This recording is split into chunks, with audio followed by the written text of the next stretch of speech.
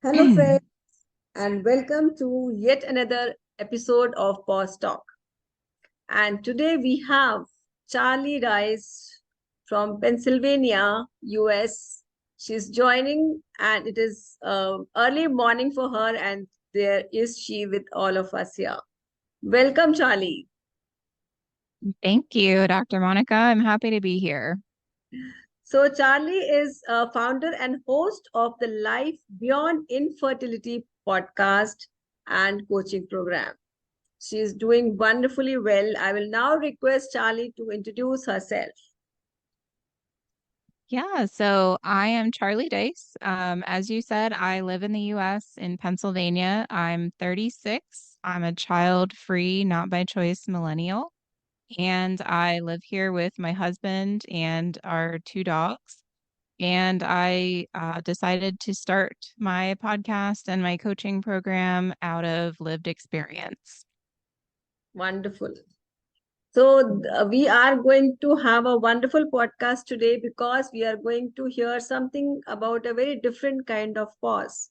But before we just dive into the pause story of Charlie, we will ask her to share with us what was her professional journey was. Yeah, so I always wanted to be a professional businesswoman. And that was always something that I aspired to be as a young girl. So I worked really hard in school and I got into the college of my choice and I actually majored in animal science. I thought I was going to become a veterinarian. And I did some internships in college and decided to change my career path to civil service. So I actually work for the United States Department of Agriculture. I've been there for going on 14 years now, and I work for the Farm Service Agency, where we help farmers and ranchers to sustainably manage their businesses. We give them access to capital, conservation programs, price support. So it's a little different than my side business, but it's been a rewarding career, and I really love the clientele that I work for. Amazing, amazing. So, viewers, if you can just see that she has not introduced herself, like I was not able to introduce herself as she has introduced herself. It is so deep. So she has such beautiful personality that she is able to take care of the animals because she wanted to become a veterinary doctor, but she had that love of animals. Then she is doing the farming kind of a thing, where also she is showing so much of love. And now we are going to see another love of hers. So before we really go on to there, I would like you to tell me even one point here also that how uh, this farming interested you. Like, what was it in this that was really interesting to you?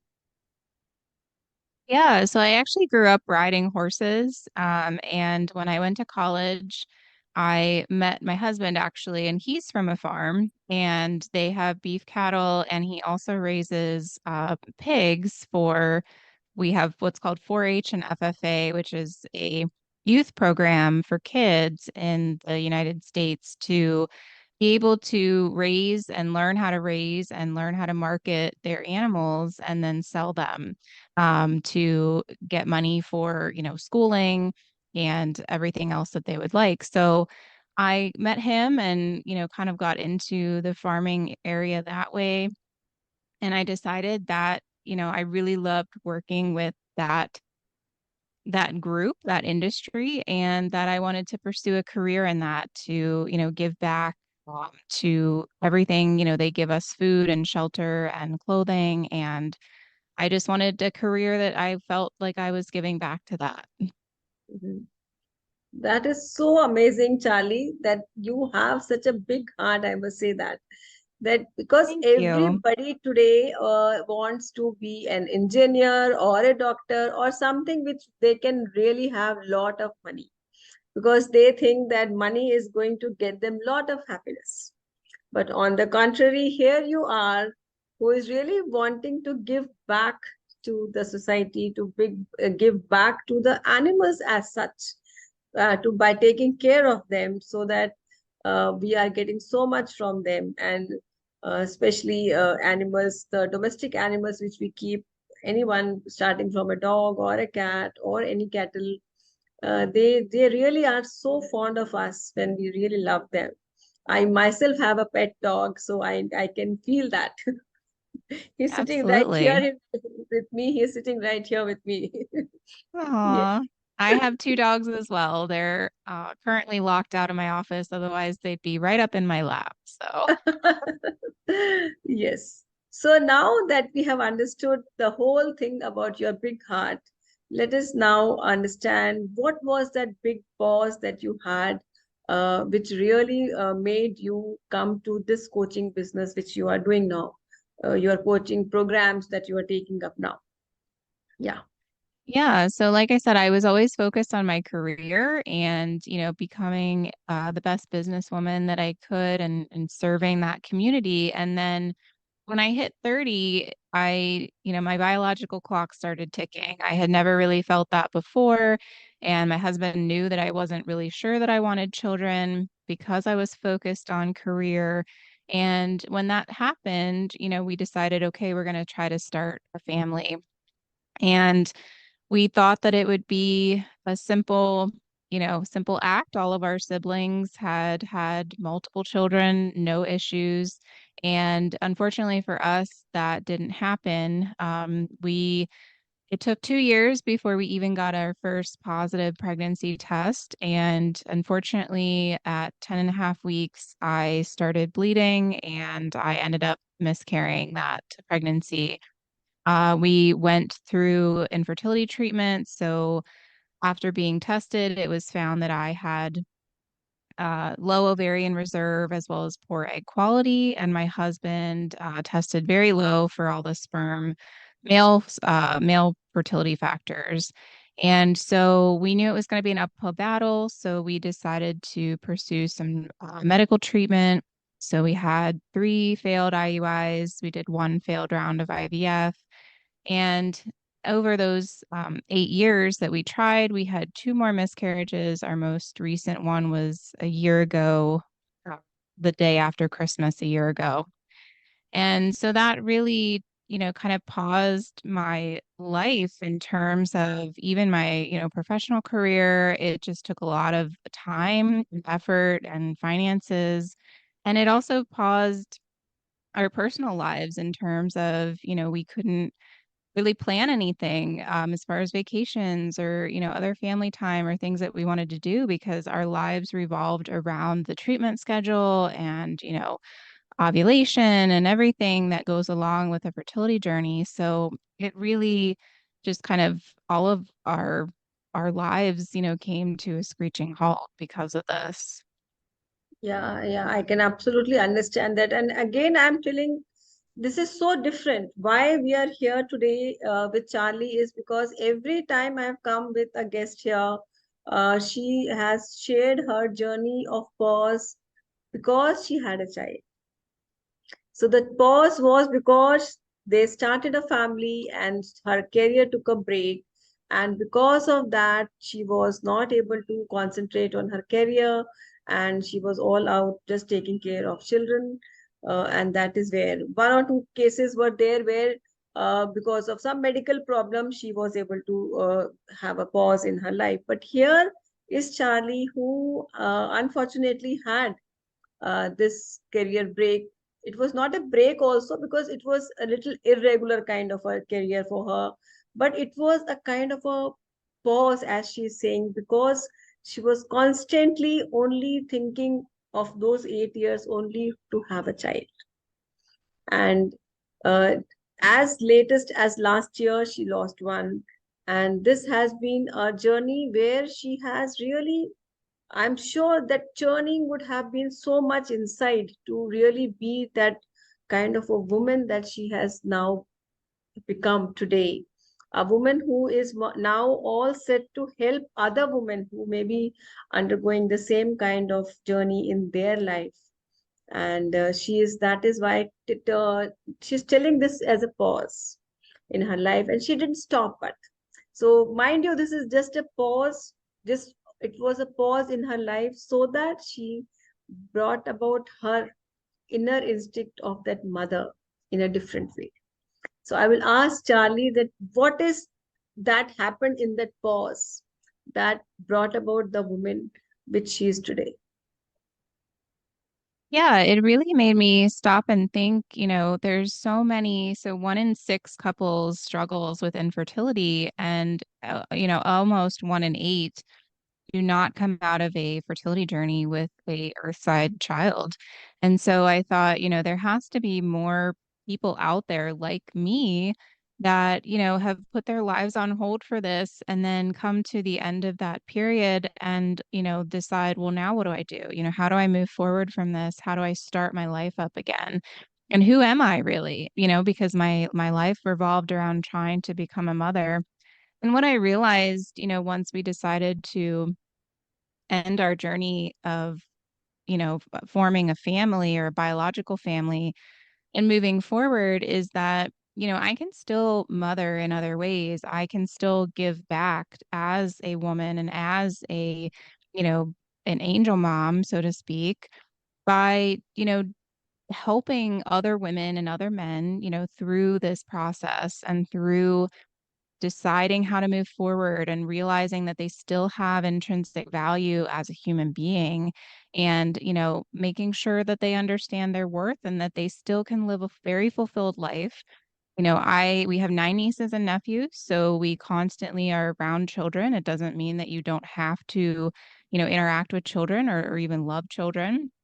And we have our fur babies, as we call them, our dogs. And I also have a horse that is still, part of my life, that is my hobby. And, it gives us an opportunity now to give to our nieces and nephews and to other children that are not ours that maybe their parents can't because they're doing other things or they have, finances wrapped up in college funds and things like that. So it's given me a different perspective on, what it means to be a mother and what it means to be a woman.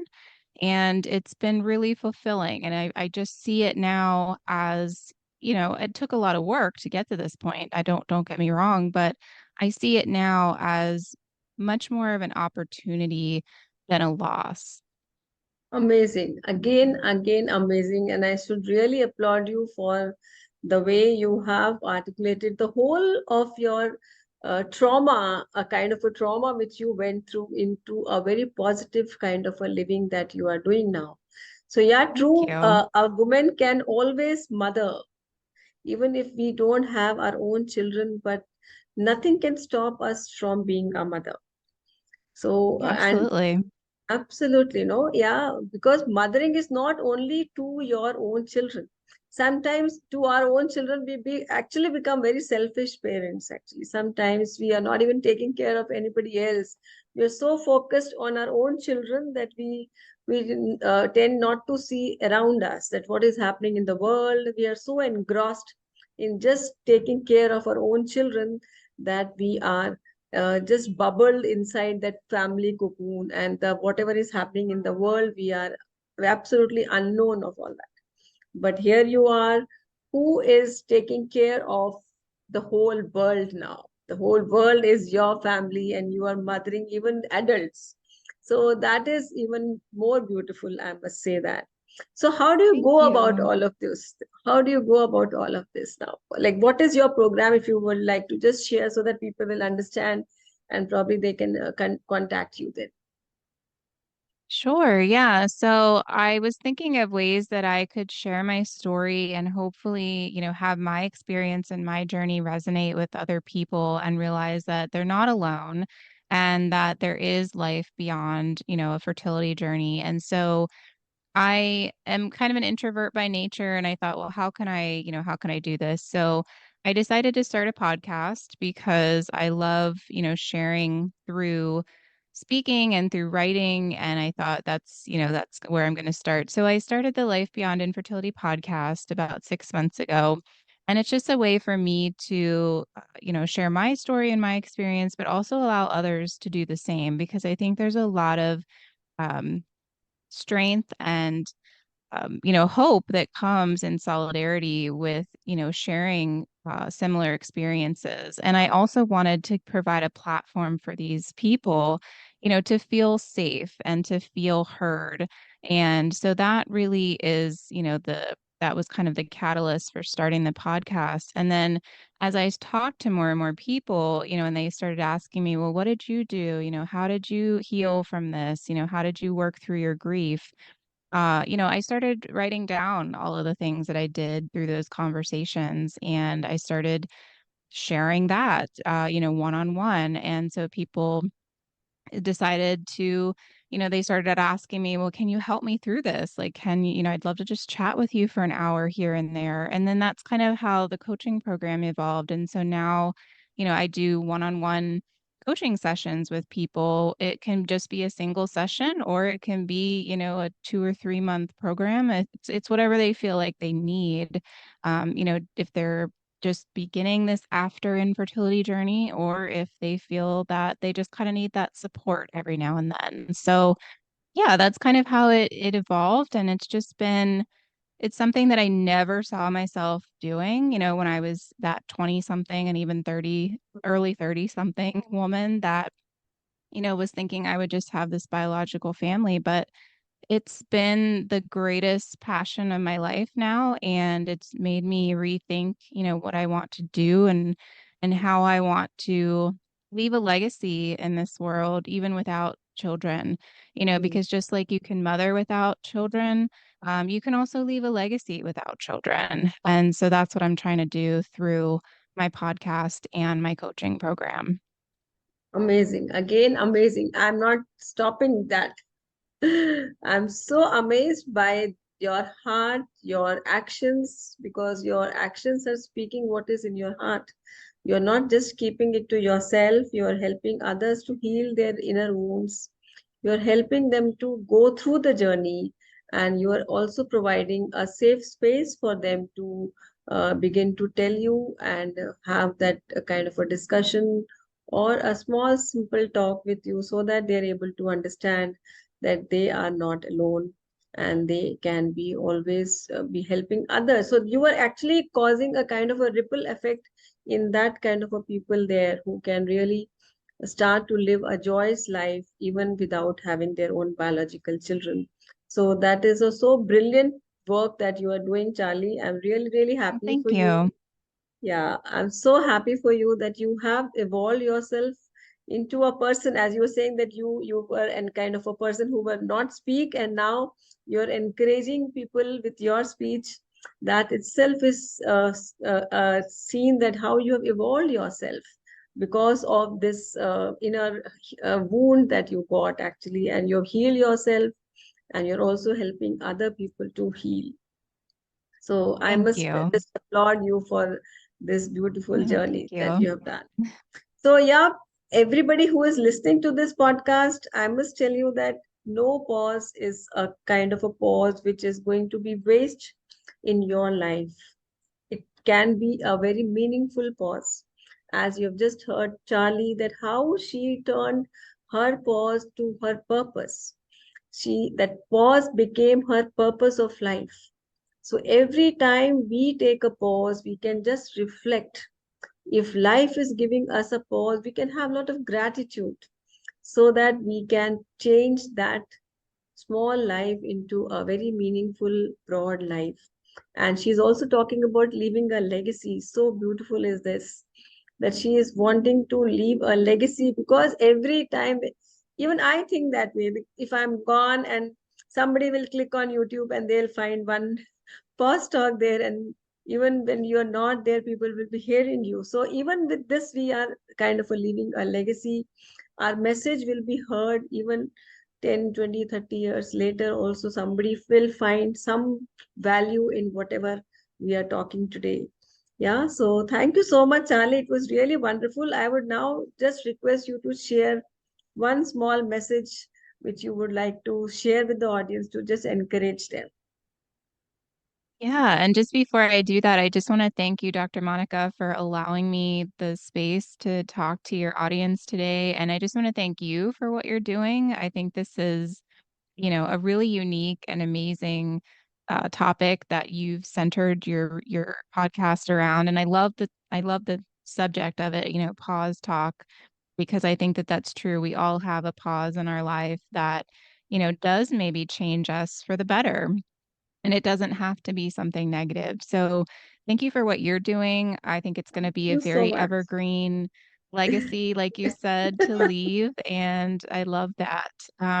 So yeah, I think the one piece or one, you know, nugget of encouragement or advice that I could give is just that, you know, it's going to be okay. No matter what your situation and no matter how bleak it seems, you will be okay and you will come out of it with a new perspective, and it could possibly change your life, you know, for the better. And so, like you said, just having that eternal sense of gratitude and trying to find the silver lining in things. You know, every morning I write down 3 things that I'm grateful for. And no matter how bad my day seems, you know, there's always something that we can be grateful for. So I would just, you know, encourage people to look at life through a lens of gratitude rather than pessimism, and just know that no matter what happens, it will turn out okay.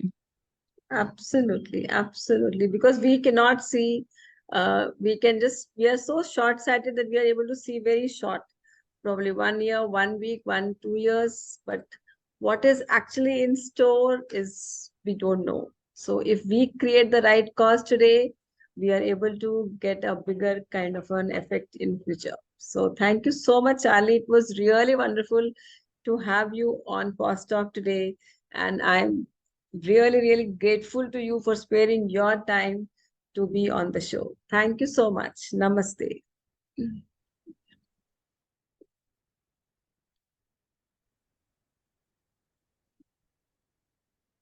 Thank you so much. Namaste. Thank you. Namaste.